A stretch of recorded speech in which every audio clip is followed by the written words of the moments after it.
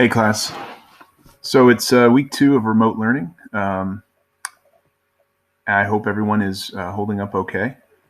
We continue to try to work through unusual circumstances here, and I hope you and your family and your friends are all healthy and doing well considering the circumstances.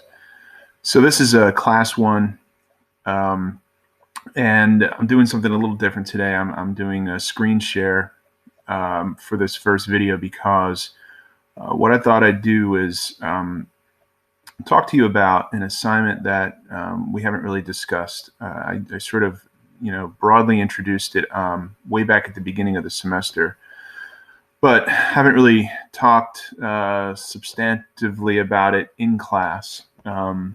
So I wanted to make sure that I addressed this with you, at least showed you the documents that I uploaded recently. And I probably won't, I'm not going to do it in this video, but in a video either for our next class or next week, I'm going to show you some sample papers and sort of walk you through it. So the assignment I'm talking about is the theory application paper. And as it shows on the syllabus, this is an essay that's due at the very end of the semester, and it's worth 15% of your grade. So what I'm going to do right now is just kind of walk through the document, the assignment document itself, and then go through some of the readings with you, just to kind of help you make sense of how all the documents work together. So I'm going into section 1, eCampus shell, but for the honor students, it's really exactly the same. So no worries there. So the assignment is, again, I think when people hear the word theory, I think everybody sort of gets a little nervous.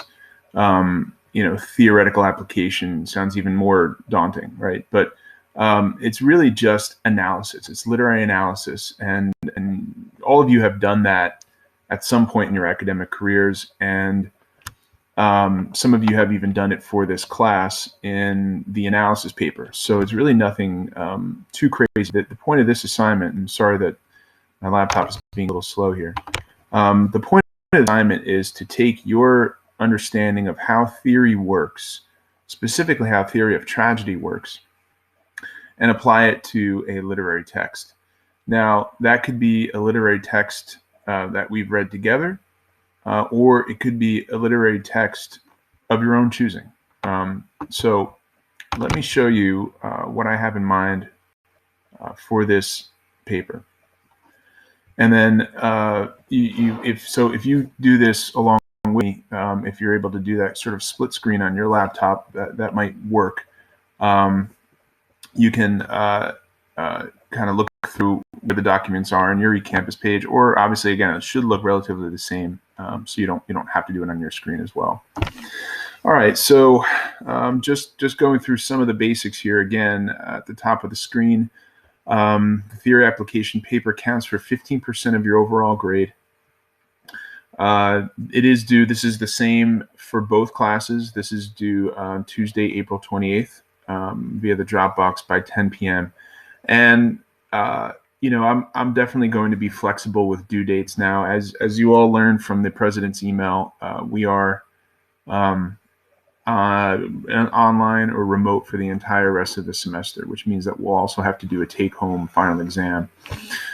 So being that we're all sort of dealing with these new circumstances, I can, this is a due date you should strive for, but I'll certainly be flexible, particularly if you email me and explain that you need a little more time. So no worries there. But let's talk about the assignment itself. So I'll read a little bit and sort of editorialize along the way. The purpose of this paper is to demonstrate that you are able to incorporate theory into literary analysis. In the case of this assignment, there will be 4 theories for you to choose from, and each will be a theory specifically about the nature of literary or theatrical tragedy. Here are the 4 theories. So the 4 theories listed here, and just because my laptop is being a little slow, I'm not going to click back and forth, but if you're on your own computer, you can see this yourself. These four names and theories listed here: Aristotle's Poetics, Arthur Miller's Tragedy and the Common Man, Friedrich Nietzsche's The Birth of Tragedy, and Richard Sewell's The Vision of Tragedy. These are the 4 documents, or rather 3 of them are documents, and I think the Miller Tragedy and the Common Man is a link. It's an external link. These are the 4 documents / link that I uploaded to the subfolder called Theory Application Paper in eCampus, so you can check these out yourself. Now, here's a disclaimer to start. You don't need to read through all 4 of these theories. Some of them are excerpts. The Nietzsche is an excerpt. The Sewell is a full text, but it's not a particularly long essay. Same thing with Miller, not a particularly long essay, but it is the full essay, Tragedy and the Common Man. And then Aristotle's Poetics is sections 6 to 18 only. So the idea here is think about a text that you understand well and that you had a good experience reading and you even liked, and then sort of commit to writing your paper on that play. And again, this could be, let's say, out of all Shakespeare's plays, Macbeth isn't your favorite, but you really like, Hamlet. You can choose a different text, or the same thing if you prefer to write on Oedipus Rex instead of Antigone or Medea. That's up to you. You can pick something different. It doesn't have to be on the required reading list. But essentially, what you're doing here is once you've committed to a literary text, you're going to choose one of these 4 theories. And you're going to use that theory to explain something in the literary text. So here's sort of the basic task that you all have. Once you have made both choices, meaning your choice of text and your choice of theory, your task is straightforward. Apply part or all of the theory you have chosen to the literary text of your choice. You may choose just one specific point from that theory and then discuss how your literary text embodies, reflects, or illustrates that point, or you may take a broader, larger concept from the theory and apply that. Either way, you may only choose one theory and one literary text. Now, the Nietzsche source and the Sewell source will be brand new to you. I've mentioned Arthur Miller in class. Arthur Miller is the famous American playwright who wrote Death of a Salesman. And in fact, when I show you in a little bit, when I click on the link for Tragedy and the Common Man, you'll take note of the date that Miller wrote this essay. It was actually an editorial he had published in the New York Times. It was published at around the same time that Death of a Salesman was premiering on Broadway. So we have talked a bit about Miller. I've mentioned a little bit about Miller. And then we've also talked about poetics. I've given you terms like hamartia, anagnorisis, peripetia, pity, fear, hubris. These are terms taken from Aristotle's Poetics. So this should also be familiar to you. So what you want to do is find something in one of these theories that you feel you can use in application, in applying it to the literary text, but the focus should always be on the literary text. Some people, when it comes to theory, sort of make the mistake of using the literary text to prove the theory, and that's sort of backwards. What you're doing is using the theory and applying it to the text. And here's an analogy that I think helps me sometimes, and it's helped some of my students in the past try to wrap their minds around what you're doing here. So think about when you go, if you've ever gone to an art gallery and you've looked at paintings, most of the time the paintings that you look at have a frame around them. But is the frame absolutely necessary to viewing the painting? No. In fact, in some modern art, there aren't frames at all. So why does the frame exist? What is the purpose of the frame? And, I understand there's practical considerations here too. You can, hang the painting on the wall by using the frame. But beside that, think about the function that the frame serves. Sometimes the frame itself is nice. It has aesthetic qualities to it. It's pleasant to look at. But for the most part, purpose of the frame when you're viewing a painting or a photograph is to focus your viewing experience. It sort of is like an imaginary arrow pointing you right at the work of art itself, whether it's a photo, whether it's a painting. And it's telling you this is what you should be focused on. So it frames your viewing experience. It sort of points you in the right direction, and it tells you this is where you should be looking. So now, as an analogy, I want you to think about the theory and the literary text. The literary text is the work of art. It's the painting. The theory is the frame. The theory is the thing that you're looking through. It's framing your viewing experience or your intellectual experience in reading the literary text. So what you're doing is essentially looking through the frame, looking through the theory in this case, at the work of art, at the play itself. And you're using the theory to help you, as it says here, reveal some special insight into the literary text that, maybe without that theory, it might have been hard to see. It might have been, that's why I think a good word is like illustrate or illuminate. It casts a light on the literary text. There's some aspect of the literary text that maybe otherwise would have been hard to understand or see without the use of that frame or theory.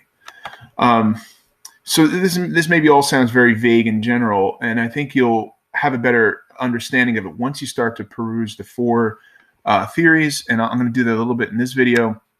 And then also, I'm going to post a video, I think probably next week, where I walk you through one or two sample papers that students have written in the past that respond rather effectively to this assignment. So just some of the nuts and bolts before I walk you through a little bit of the theories.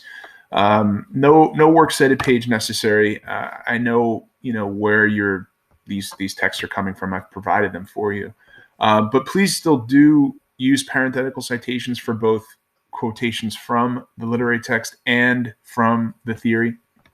When page numbers are not available, paragraph numbers work just fine.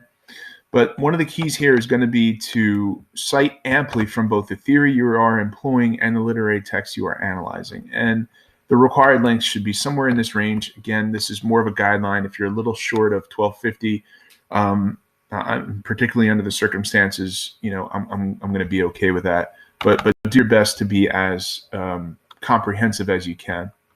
All right, so that's the basic assignment itself, and we can work through, if anybody has questions, we can work through this via email. I also put this in a couple emails to you. I think I've done this advising with some students that I started a Google sort of chat setup. So it's just Frank Fury, MUFRANKFURYMU @Gmail. So if you have a Gmail account, and certainly you can create one for free. And we could also use the app Google Hangouts, where you can text chat or even video chat. So if you want to have, like, in other words, if you were going to visit me in my office, if you had questions about this is sort of replacing a visit to my office. Otherwise, we can try to use email to work out any questions you have. All right. So as I said, here's the paper assignment itself, but then here are the four different theories.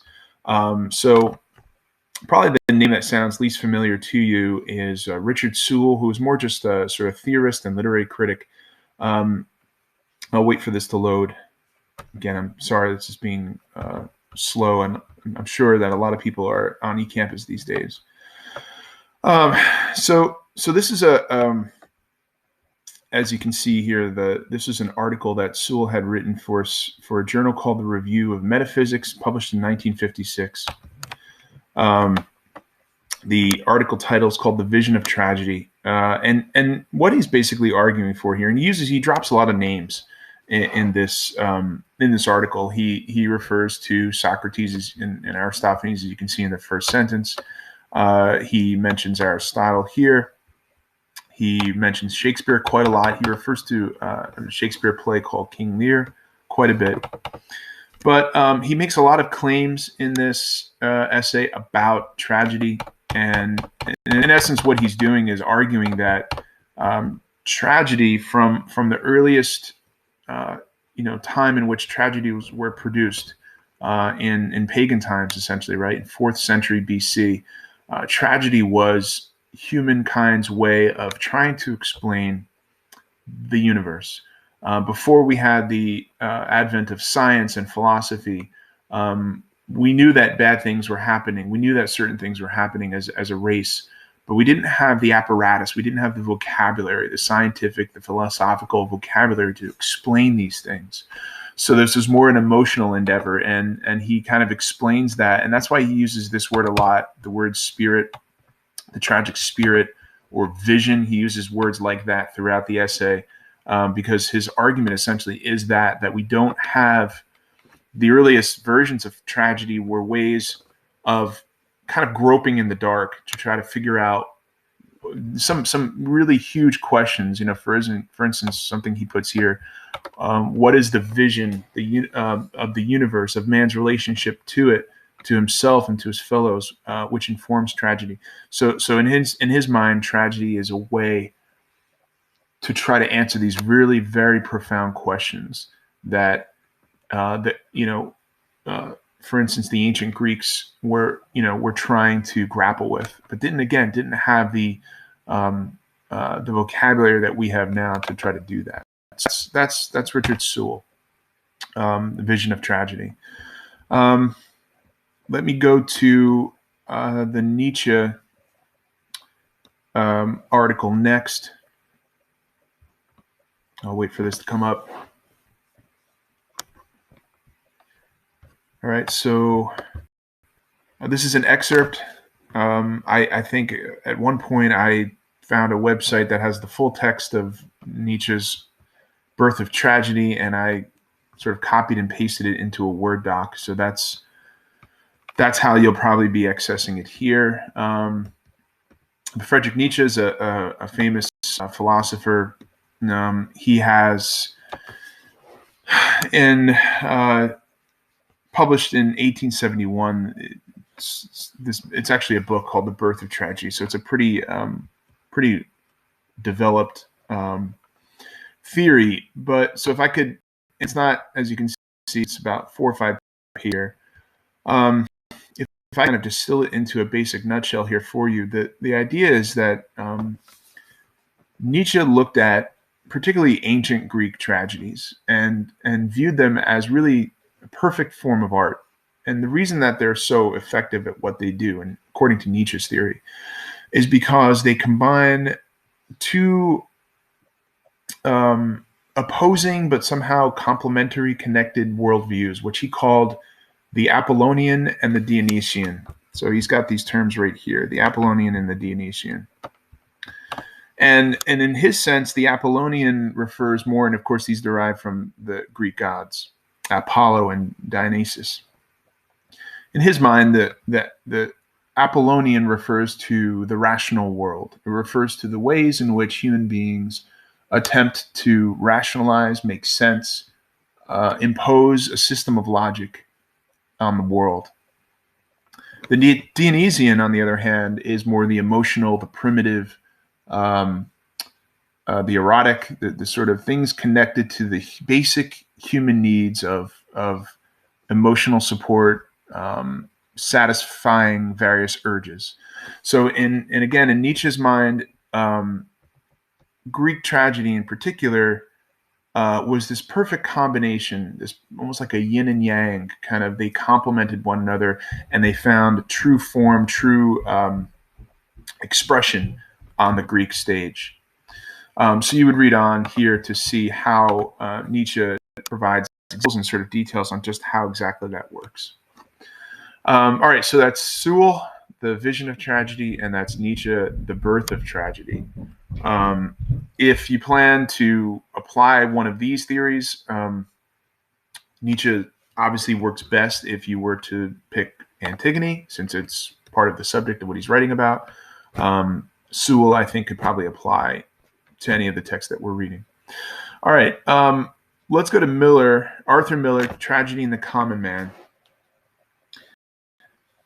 And the link, so when you click on this, it should take you to an external link here. And so this is, you can see this is sort of the archives, New York Times archives. So this essay was published February 27, 1949. And Miller himself published this in the New York Times. I believe it was a week or 2 weeks before Death of a Salesman premiered on Broadway. And Miller wrote Death of a Salesman specifically. If you're unfamiliar with that play, Death of a Salesman, it's about a character, a man named Willie Loman, He's kind of dealing with a lot of issues in his life. He's early onset dementia, although at the time they didn't have a term for it. And he's beginning to sort of take stock of his life. He's got 2 adult children who are both unsuccessful. He's struggling to pay mortgages, to pay bills. He has a loving wife, but he always wants more. He always can't understand why he hasn't been more successful in his life. And Miller intended this as a modern day tragedy. And he knew that he would be sort of castigated from the literary community because this tragedy is not consistent with, it's not in keeping with the mode of tragedy that we are all familiar with, that tragedies are essentially about, and this he derives from Aristotle, that tragedies are essentially about prominent figures in society. As he refers to here in his opening paragraph, fit only for the very highly placed, the kings or the kingly. And he is challenging that. He's basically saying in this article, and this is why he titled it Tragedy in the Common Man, he's basically saying that no, tragedies not only can be written about average, everyday people, but they can also be even more meaningful for regular people. There's a point of connection, of relevance, that an audience member, a reader, can connect to in someone like Willy Loman, who's more accessible, more relatable than some of the figures he mentions here: Orestes, Hamlet, Medea, Macbeth. Oedipus is mentioned here as well. So, Tragedy of the Common Man, it's a good, accessible, short. As you can see, shouldn't take too long to read. It's a good essay, and if you're applying this, then you probably want to think about applying it to one of our more, modern texts. Probably from Trifles on up to the present time, the things that we read. So, Trifles, No Exit, Doubt, which we'll be getting to soon, and Death and the King's Horseman. All right, and then finally, I left for last the one that you're probably familiar with just from our class discussions for the first half of the semester. Back in the old days when we were still actually seeing each other in person and not trying to do this all via computer. But that is the Aristotle's Poetics.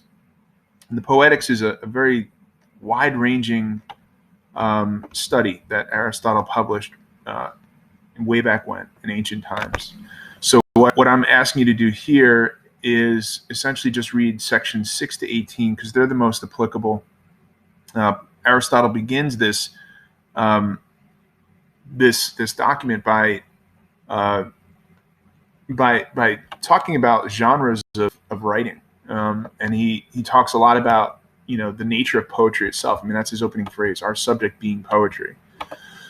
And he talks about some really broad ways of understanding various kinds of poetry. So there's epic poetry. I've made a lot of mentions of things like the Odyssey, the Iliad, from some of our most famous examples of epics. Clearly, we know this is our main focus in this class. And we've not talked as much about comedy, but we know that comedy and tragedy complement each other. So that's some of the early stuff here in these early sections. If you go down to section 6, as I said, that's where I think it starts to become more relevant for us in discussing tragedy. So here he begins: let us proceed now to the discussion of tragedy. Before doing so, we must gather the definition resulting from what has been said. So this is a good starting point for you. A tragedy is the imitation of an action that is serious and also as having magnitude, complete in itself, and language with pleasurable accessories, each kind brought in separately in parts of the work, in a dramatic, not in a narrative form, with incidents arousing pity and fear, wherewith to accomplish its catharsis of such emotions. So a lot of that is sort of very broad general language, but this part at the end should definitely be familiar to you: incidents arousing pity and fear, wherewith to accomplish its catharsis of such emotions. So that's a good starting point, I think, if you're talking about any tragedy. And I think this theory applies broadly. If the basic idea of tragedy is that it's supposed to produce pity and fear in the audience member and or the reader, then really you can apply that to anything. And certainly, if you go through sections, you'll have more material to work with. But I think in just recognizing here some of the terms that we dealt with, right? Peripeteia and anagnoresis. But I think you'll find that picking one specific point, this applies not just to Aristotle, but really to any of these picking one specific idea or a few small points and trying to get as much out of the text as you can by using, remember the painting analogy, by viewing the text through those one or two specific points from that theory. That's really you're giving yourself your best chance to apply and to be effective in your analysis here. So this is just an overview. I'm going to probably stop the video here, I think, and I'm going to say more about this next week, but I at least wanted to get this out there because this assignment is still in play. I'm still going to have this count. Today's March, I'm recording this video on March 25th, but it's not going to come to you until next week when we're getting into April. But there's still about a month before this assignment's due. And as I said, I'm going to be flexible with the due date. We have, after April 28th, which is the due date on the document, we have more time for grade submission. So that's it. That's the overview of the assignment to start. If you have questions, email me, but I think it'll become more understandable to you once you read through the document yourself, once you peruse the 4 different theories here, find the one that makes the most sense to you, find the one that will help you with a specific theory, or rather with a specific literary text that also makes sense to you, that also you feel comfortable working with, and that's your starting point. But next week, when I begin to show you some sample student essays and walk you through those, I think that'll even make it come to life even more. So that's it. So this video is ending now, but I'm going to be posting another video going through the rest of No Exit. And then later in the week, we'll be starting, for our second class, we'll be starting No Doubt. So that's it. I'm signing off, and there's more to come on No Exit. Thank you.